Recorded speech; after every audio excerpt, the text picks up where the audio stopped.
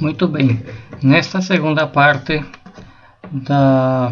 do exemplo do aplicativo em software, vamos implementar o exemplo read switch, no qual a ideia é fazer uma leitura nos switches e enviar o valor atual dos switches para os LEDs e também para a porta serial.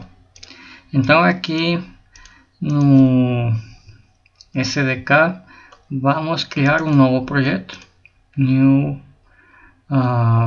Project, e aqui em Xilinx vamos selecionar Application Project.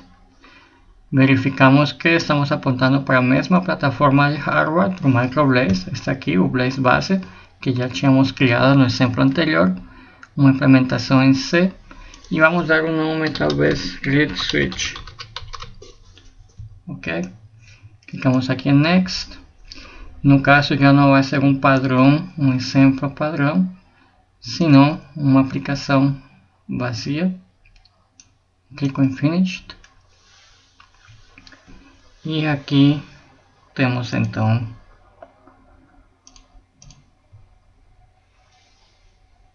o template. Vou criar aqui um novo arquivo que eu vou chamar de readswitch.c. readswitch.c. Clico em Finish e temos aqui então o template. Então vamos lá. O primeiro que nós precisamos é incluir as bibliotecas. Então temos a biblioteca xParameters.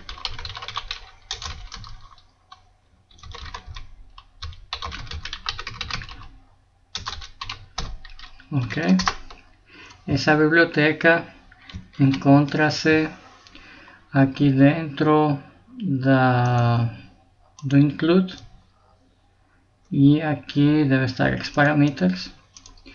Aqui temos todos os parâmetros que identificam os endereços base do nosso sistema. Por exemplo, vemos o endereço base dos switches, o base address e o high address, certo? Também temos aqui o ID, um código identificador desta porta dos switches, é o identificador 0. Temos igual endereço base e high address para os LEDs e o código identificador, e assim para cada um dos periféricos que temos aqui instanciados.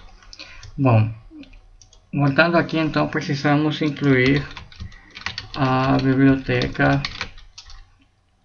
de GPIO e de Data Types. Então vamos colocar isso aqui, XBasic Types e GPIO.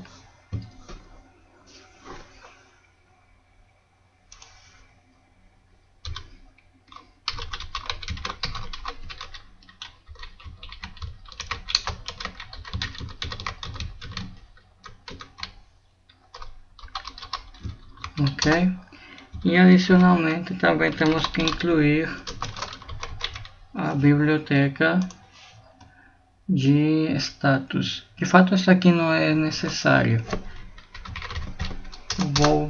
Vou omitir por enquanto.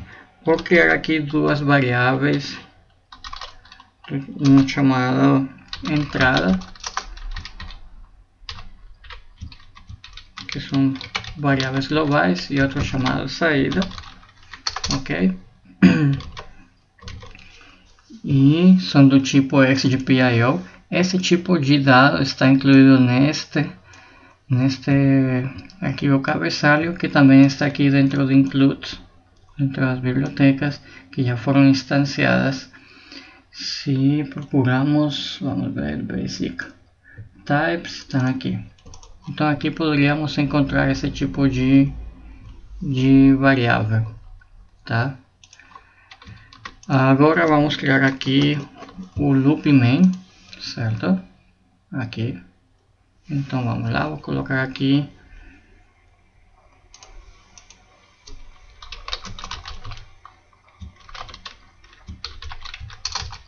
e vou colocar aqui um return 0. Ok, e aqui dentro do main vamos declarar duas variáveis inteiras de 32 bits sem sinal. Ok, uma chamada dado atual e outra chamada dado anterior. A ideia é que quando o dado atual seja diferente do anterior, então foi porque alguém pressionou um switch e então o valor deveria ser enviado para a saída. Então vamos lá.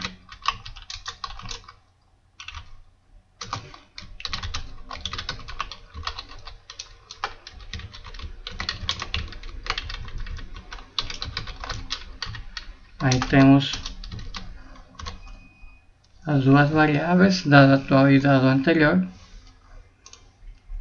E agora devemos inicializar os switches e os LEDs, certo? Ou pelo menos indicar para o programa em que local da memória RAM estão os dados dos switches e em que lugar, em que endereços da memória RAM vamos escrever nos LEDs. Ok? Então para isso utilizamos estas duas variáveis, GPIO e Initialize, e eu vou mostrar alguns detalhes sobre ela. Então vamos lá.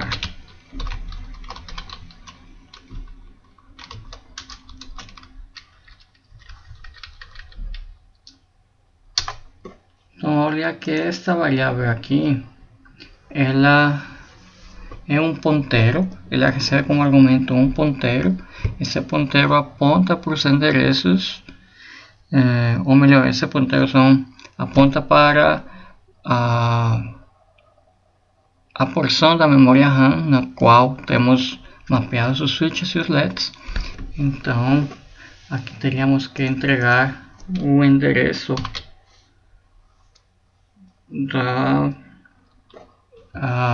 dos switches ou dos LEDs, certo? Vamos inicializar primeiro os switches, então colocaríamos este código identificador dos switches, tá? Que vocês encontram aqui.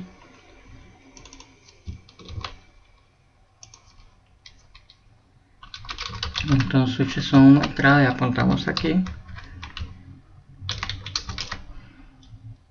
E aqui apontaríamos para o código identificador dos LEDs, que deve estar por aqui.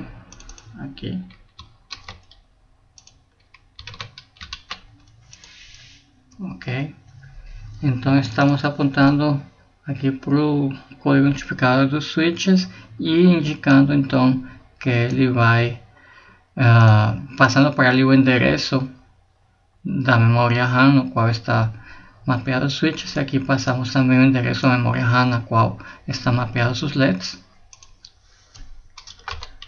Em seguida,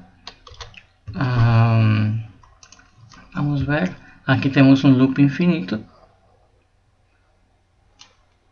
tá? No qual vamos, me parece que antes deste loop infinito temos que dar um valor para o valor anterior. Deixa eu ver. Então seria algo assim como dado anterior igual, por exemplo, a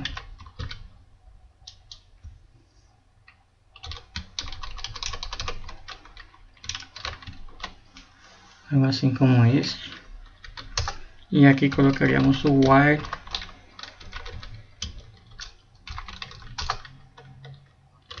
um loop infinito no qual estamos fazendo a chamada.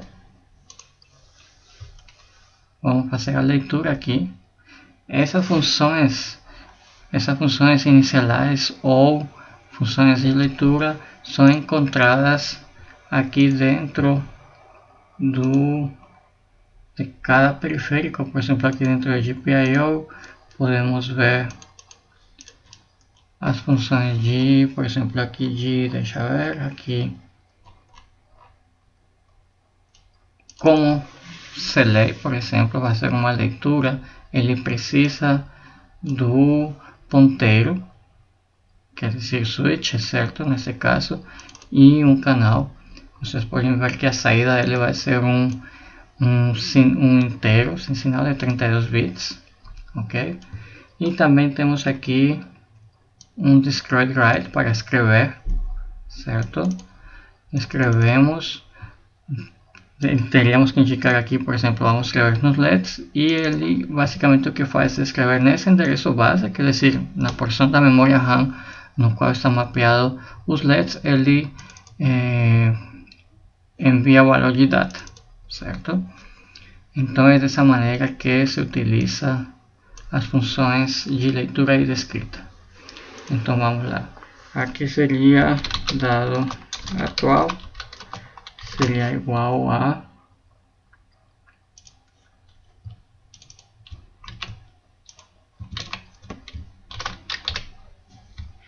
teríamos que apontar então para a entrada, que são os switches. Aqui já ficou claro que a entrada vai estar apontando para os switches, ok? E ele precisa de um canal, aqui o canal 1. E então aqui, se dado atual é diferente do dado anterior,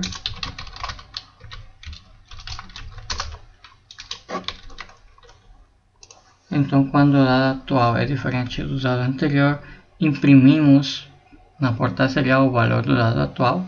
Para isso utilizamos esta função, que é uma função otimizada Silence para usar a porta serial. Então ficaria da seguinte maneira.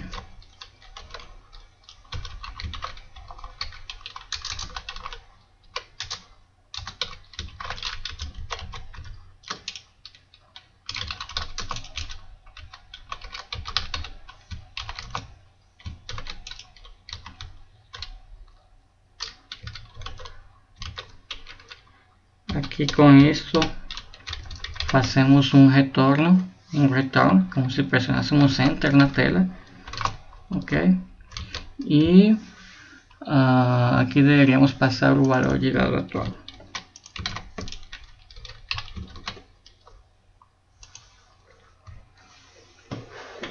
Ok? Aliás, aqui tem que ser %D. E aqui é o retorno de carro e o Enter. Deixa eu ver, aqui tem um probleminha. Ele não está identificando que é shell print. Deixa eu ver, a função é printf, né? Aqui, shell printf. Beleza. E agora atualizamos o valor. Então, dado anterior recebe o dado atual. Ok.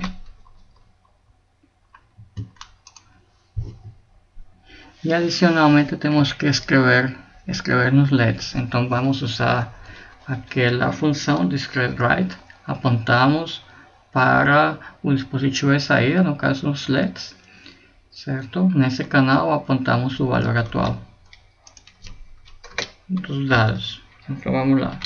Aqui ficaria destroy_write.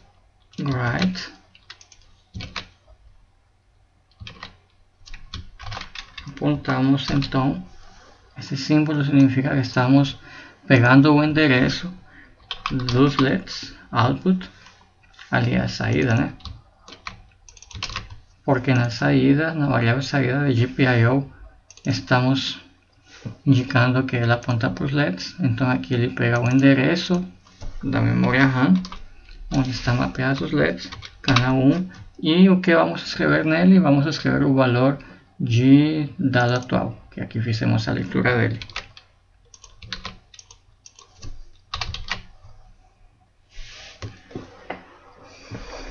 Muito bem, com isso eu acho que temos o programa feito. Olha que ele está ocupando 8.2 KB dos 32 KB disponíveis. E vamos verificar se ele funciona. Então, aqui na pasta binaries, temos aqui readswitch.elf. Aqui no XPS vamos apontar então para esse arquivo compilado, clickswitch.orf, e vou clicar aqui atualizar o bitstream.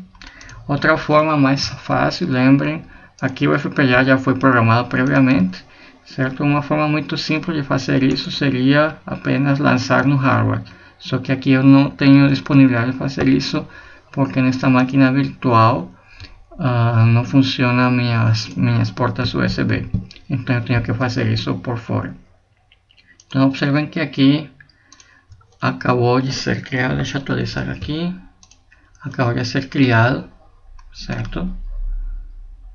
Nesse horário, esse arquivo download.bit, que eu vou simplesmente atualizar aqui, programar o FPGA.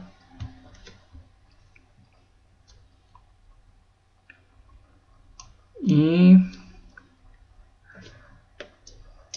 aqui eu já tenho aqui uma porta serial aberta. Observem que estou mexendo nos switches. E cada vez que eu pressiono um switch, é escrito aqui valor de switches e ele envia o valor atual dos switches. Ok? Com isso, então terminamos este segundo exemplo. Até uma próxima. Muito obrigado.